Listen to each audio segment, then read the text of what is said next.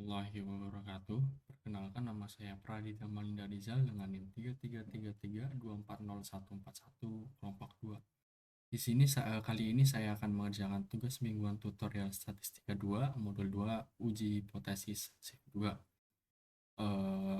Kali ini ada 5 soal, di mana 4 soal dijawab dengan menjawab. Terus soal yang kelima itu menggunakan RStudio. Kita mulai dengan pertanyaan pertama. Soal nomor 1, jelaskan apa yang dimaksud dengan uji hipotesis secara sederhana. Uji hipotesis adalah sebuah metode pengambilan keputusan dalam statistik yang digunakan untuk mengevaluasi apakah data dari sebuah sampel memiliki bukti yang cukup kuat untuk membenarkan atau menolak suatu dugaan atau klaim mengenai populasi secara keseluruhan. Tujuannya adalah untuk memastikan apakah hasil yang kita lihat pada sampel itu terjadi karena kebetulan semata atau memang ada efek atau perbedaan yang nyata secara statistik. Lanjut soal nomor 2. Sebutkan dan jelaskan langkah-langkah dalam melakukan pengujian hipotesis. Langkah-langkah sistematis dalam pengujian hipotesis yaitu: yang pertama, menentukan hipotesis. Merumuskan hipotesis 0 atau H0 yang bermakna status quo atau tidak ada perbedaan, dan hipotesis alternatif atau H1 yang merupakan kebalikan dari H0 atau klaim yang ingin dibuktikan oleh peneliti.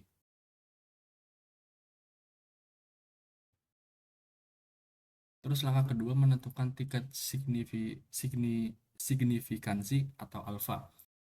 Menentukan probabilitas maksimal untuk mentoleransi kesalahan menolak H0 padahal sebenarnya H0 benar.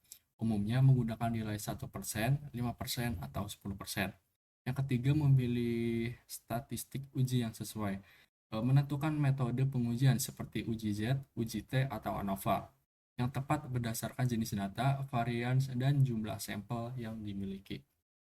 Angka keempat, menentukan daerah kritis. Menentukan nilai batas pada kurva distribusi yang menjadi area penolakan, 0. Yang kelima, menghitung nilai statistik uji. Memasukkan data sampel real ke dalam rumus yang dipilih pada langkah ketiga untuk mendapatkan nilai hitung statistik. Terus langkah yang terakhir, mengambil keputusan. Membandingkan nilai hitung dengan daerah kritis. Jika nilai hitung jatuh di area daerah kritis, maka H0 ditolak. Jika tidak, maka gagal menolak H0. Soal nomor 3, jelaskan perbedaan antara left tail test, right tail test, dan two tail test. Perbedaan jenis pengujian ini terletak pada arah klaim pada hipotesis alternatif atau H1 dan letak daerah penolakan pada kurva distribusi.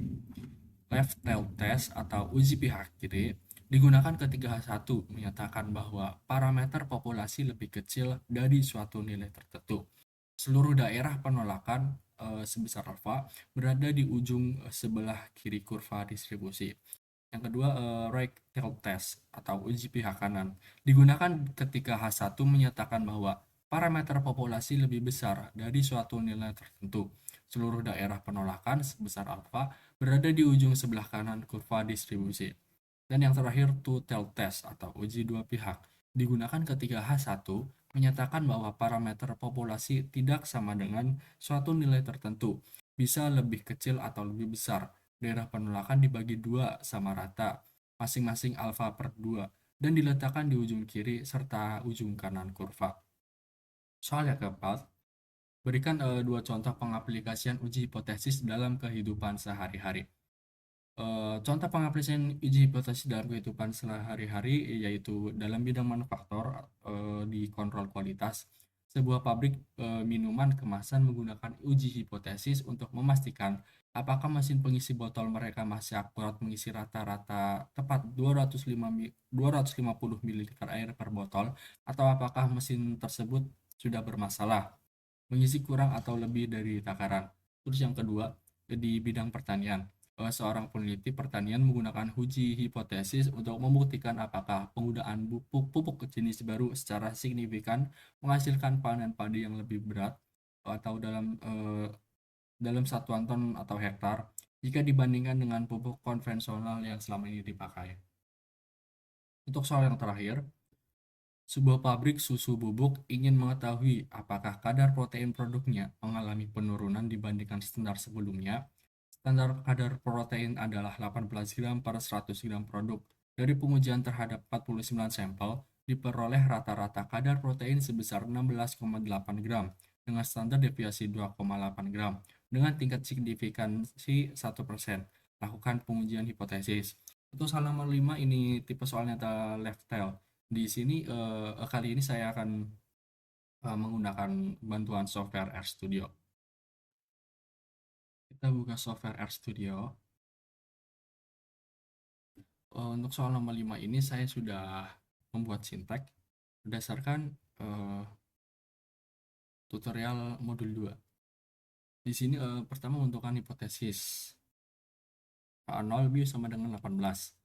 Kalau rata-rata kadar protein susu bubuk tidak menurun, yaitu tetap 18 gram.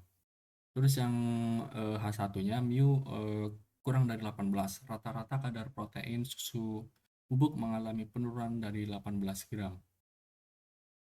Terus kita menginput data yang diketahui pada soal, yaitu M5 sama dengan 18, X bar 16,8, sigma 2,8, dan N sebesar 49. Terus mencari nilai statistik. Dan yang terakhir adalah mencari nilai kritisnya. Langsung saja kita blok semua, Ctrl A, dan kita run.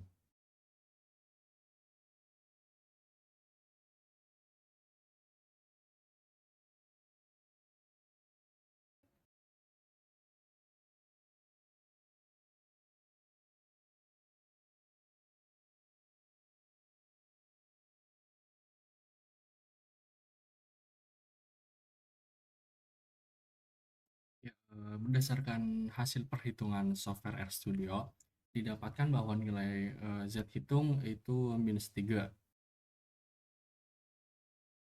Kurang dari Z table yaitu minus 2,326348. Dengan begitu, pada tingkat signifikansi 0,01 atau 1%,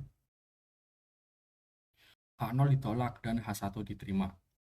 Hal ini berarti terdapat bukti statistik yang cukup untuk menyimpulkan bahwa rata-rata kadar protein produk susu bubuk tersebut mengalami penurunan dibandingkan standar sebelumnya atau kurang dari 18 gram.